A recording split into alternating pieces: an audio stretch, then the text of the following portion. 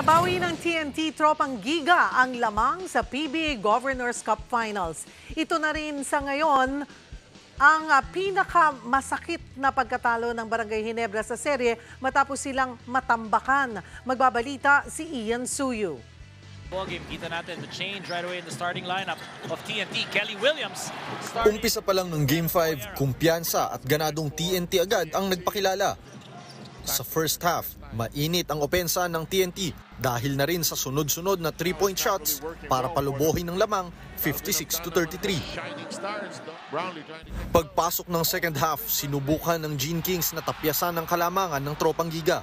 Pero hindi nagpadaig ang TNT para tambakan ng Gene Kings pagkatapos ng Game 5, 99-72. Dahil dyan, hawak na ulit ng Tropang Giga ang kalamangan sa serye 3-2. Isang panalo na lang ang kailangan ng TNT para tuluyang makuha ang kampyonato at madepensahan ang kanilang Governors Cup title. Best player para sa Tropang Giga si Best Import Ronde Hollis Jefferson na nagtala ng double-double game of 16 points and 10 rebounds. Gumana rin ang hot shooting ni Calvin Oftana at RR Pugoy na may pinagsamang 31 points.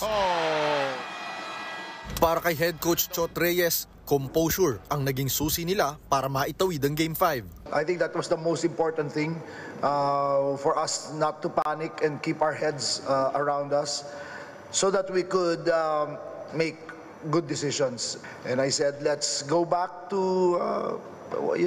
what got us here. And that is just playing great defense. This conference na talagang depensa, yung diin lang doon. Kung gaano ka din ngayon, dudublehin pa, yun yung parang maging way namin para makuha yung championship. Kung pagbabasehan ng PBA history, karamihan sa mga nakakuha ng panalo sa Game 5 ay siya ring nakakakuha ng kampyonato. Pero ika nga nila, bilog ang bola, kaya susubukan pang bumawi ng Barangay Ginebra sa Game 6 sa Biyernes. Gaganapin yan sa Smart Araneta Coliseum alas 7:30 ng gabi. Kasabay naman ito, nagbigay ng 2 milyong pisong donasyon ang PBA para sa Alagang Kapatid Foundation.